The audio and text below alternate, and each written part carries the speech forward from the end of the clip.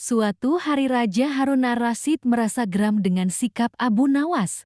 Ya, beberapa kali Abu Nawas sudah membuat dirinya malu di depan para pejabat kerajaan. Muncul rasa dendam di hatinya. Akhirnya sang raja hendak membuat jebakan untuk Abu Nawas. Seperti biasa, jika Abu Nawas gagal maka akan mendapatkan hukuman.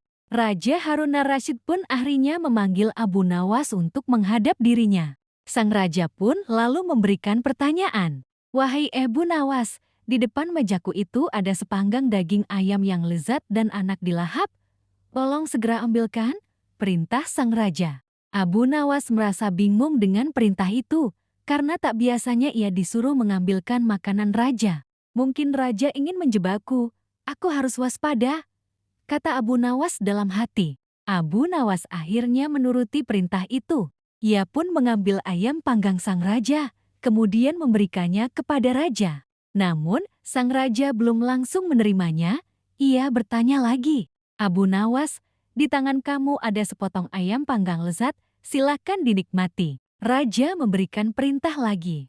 Baru saja Abu Nawas hendak menyantap ayam panggang tersebut, tiba-tiba raja berkata lagi, tapi ingat Abu Nawas, dengarkan dulu petunjuknya.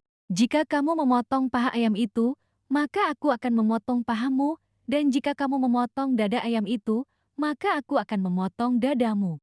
Tidak hanya itu saja, jika kamu memotong dan memakan kepala ayam itu, maka aku akan memotong kepalamu. Akan tetapi kalau kamu hanya mendiamkan saja ayam panggang itu, akibatnya kamu akan aku gantung, titah sang raja kepada Abu Nawas. Abu Nawas pun merasa bingung dengan petunjuk yang dititahkan rajanya itu.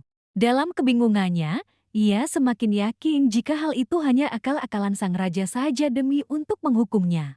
Tak cuma Abu Nawas saja yang tegang, melainkan semua pejabat kerajaan yang hadir di istana tampak tegang pula. 10 menit lamanya, Abu Nawas hanya membolak-balikan ayam panggang itu. Kemudian Abu Nawas mulai mendekatkan ayam panggang itu tepat di indera penciumannya. Para hadirin yang datang atas undangan raja mulai bingung dan tidak mengerti apa yang dilakukan Abu Nawas.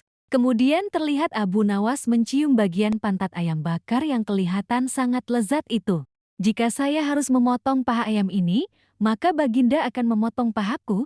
Jika saya harus memotong dada ayam ini, maka Baginda akan memotong dadaku. Jika saya harus memakan dan memotong kepala ayam ini, Baginda akan memotong kepalaku. Tetapi coba lihat, yang saya lakukan adalah mencium pantat ayam ini, kata Abu Nawas. Apa maksudmu, wahai Abu Nawas? Tanya Baginda Raja. Maksud saya adalah kalau saya melakukan demikian, maka Baginda juga akan membalasnya demikian, layaknya ayam ini. Nah, saya hanya mencium pantat ayam panggang ini saja, maka Baginda juga harus mencium pantat ayam panggang ini pula, jelas Abu Nawas. Sontak saja penjelasan Abu Nawas itu membuat para pejabat yang hadir menahan tawa, tetapi ragu-ragu karena takut dihukum raja.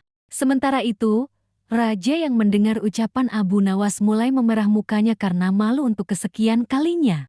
Untuk menutupi rasa malunya itu, raja memerintahkan Abu Nawas untuk pulang dan membawa pergi ayam panggang yang lezat itu.